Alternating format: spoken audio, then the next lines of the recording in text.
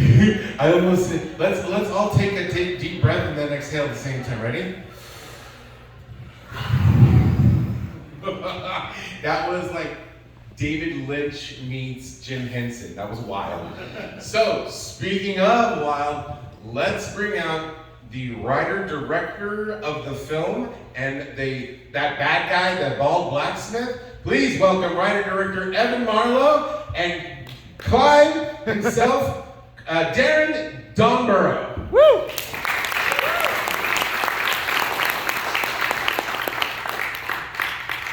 So, Evan, that was insane. That was wild.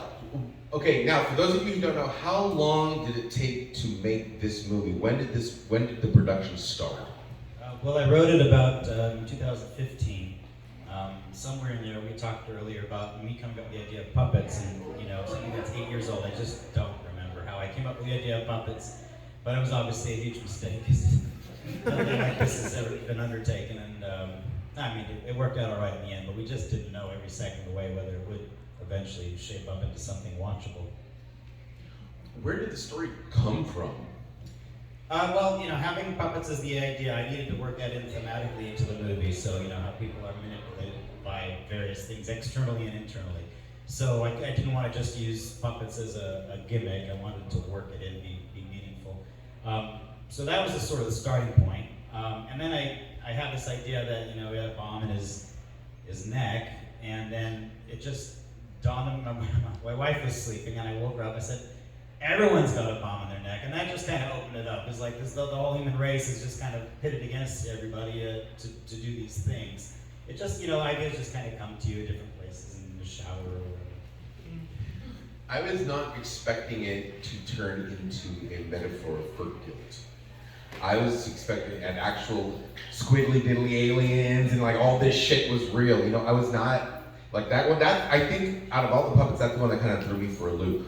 I'm not saying he turned into a human at the end. Is it based on a particular event or anything like that? What's it, guilt?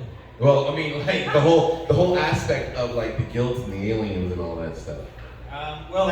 It's a very deep personal topic for me. So, and accountability is a huge thing for me. So, there's been a little debate among critics and reviewers about the ending, whether it's a good ending or a bad ending. But everything in this movie is carefully constructed to build towards this particular ending. When you read a criticism, you think, well, could I end it differently and just gone with the old?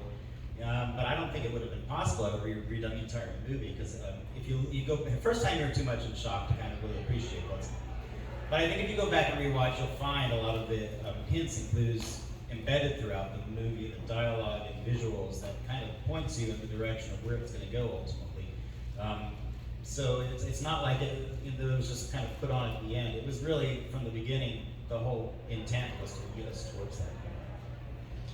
And talk a little bit about the cast. The cast is absolutely stacked, right? Yeah. So when he first came to you and says, "Hey, you want to be in this crazy ass puppet movie?" What was that like the pitch, or what kind of like? Hell yeah, let's do it. Yeah, it kind of was the pitch. Like we were like professionally aware of each other. I know his wife was the producer as well. And so they came to me and said, "We've got this idea, like we're going to do this thing." And of course, as the actor, you have a script, right? And I read the script and I thought it was amazing. Without puppets, I thought it was a great script, right? And then once that layer was on, I think, did you show me some drawings or something? Because we didn't have anything to really understand.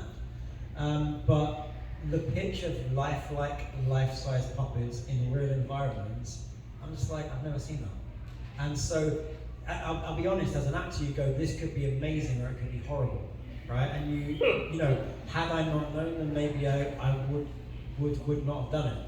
And then when they explained to me the other people in the movie, like you've seen those names, Jordan Peele, Robert Englund, Sid Haig, then as an actor like me, you go, how can I not do this, right? And so, and then we went into the voice booth with Evan and Kerry, and we did all the voice trick down. But then as the movie went on, I started to see them fabricating the puppets. You'd show me like shots of the process going along, and I'm like, wow, this is better than I thought, you know?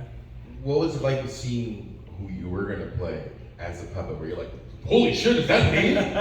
We had some references, didn't we? So yeah, there was you know, those kind of typical Vinnie Jones type references. So yeah, he came out pretty much like I expected. Yeah. This now I can give spoilers away because we all know what's going on. But obviously, this character very much cares about a certain type of horror film, sci-fi, fiction stuff in the '70s, especially.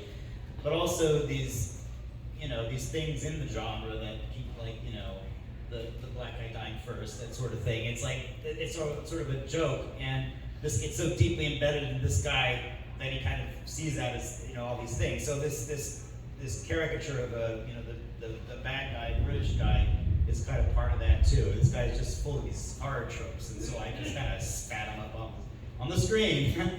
You can tell there's a lot more gore than I was expecting. Yeah. Like the whole like feeding people into the machine to make this slurry, and then the baby creatures. That was wild. This is definitely unique. I don't think I've ever seen anything like this with the life-size puppets and just the whole aspect of it. So was it difficult actually to say, okay, I need this puppet to look like this and to do like that? Was the whole puppeteering aspect significantly more difficult than working with said regular actors? Nothing's harder than working with actors. We don't have any kind of puppet background, my wife and I, and fortunately we found, you know, a guy that also never made puppets, but, you know, just did it, and he fabricated these amazing puppets. And then we just brought in a professional puppeteer that really knows how to get those emotions in a static head. It all kind of worked out, but it was all trial and error, the entire thing. Every scene was like, you know, had some particular shot that we just had to brainstorm and figure out a solution, like how do you make a puppet smoke, how do you make it drive. But fortunately, we weren't under the gun to finish this in 3 months. We had, you know, years to finish it, so we could take a year or 6 months to kind of figure out, you know, how to problem solve all those things. And then on the day, everything went pretty smoothly. But when you don't know, I mean, like for example, eye line. You don't have to worry about an actor usually doing the eye line, but then, you know, how you get a puppet consistently look at the same place during the dialogue. But that's why you're professional puppeteers. They know how to do all that stuff. You know, this is my first time seeing the movie in its entirety. I wanted to wait and see it on the big screen.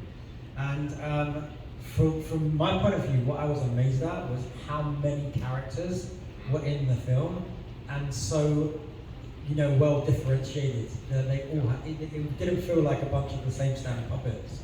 And then how well the dialogue fit together, knowing that we all did it alone. And over many years. And over many years. You know, we didn't have the other person to work off. And you can, that is pretty amazing because there's a lot of good chemistry between the voice actors, and for them to be separated not only by booth, because it's one thing to like me and you and us talking together and reacting versus you miles away and then years apart. So we weren't in the same scene. yeah. Yeah. So you have to, as a filmmaker, even in a short film, you have to keep everything in mind and how you want it to look so you can give direction. But then take that over the course of 7 or 8 years, it's like really hard to remember exactly what you want. So you have to direct all the actors according to how you think it's going to all slot in at the end, and then you have to direct the puppeteer to do, you know. So it actually worked out, and I think just because I surrounded myself with so many creative people, and also got really lucky. And as a testament to your direction, though, because as the actor in that, we wouldn't be able to get that chemistry without him explaining what we need to do, you know? And you can really tell the voice actors, and you guys really brought a lot of life to those puppets. And when you're saying so many different characters, so wildly unique, very, very different facial features, facial aspects. I mean, the hair looked like perfect. I mean, they looked like heightened humans, and I think that gave it that weird uncanny valley aspect, which made everything a little bit more. This is a wild ass world that we're watching where we don't expect anything. Yeah, and I mean, if you make your puppets too realistic, the question is, why don't you just use actors, you know? So I always wanted to do kind of like 80% puppety, but then, you know, 20% or 80% realistic and 20% puppety. It's just kind of, so that's not perfect. It's not perfect puppet, and it falls somewhere in the middle. So it is kind of unnerving. Yeah. I also wasn't expecting an amount of puppet nudity. There was a lot, like puppet burlesque desk and everything. Was there anybody like walking in like, hey, what the hell's going on? Well, yeah, I mean, I would say, yeah. There was even like puppet hub scenes I saw. Yeah. Well, I mean, puppets, have their needs too, so.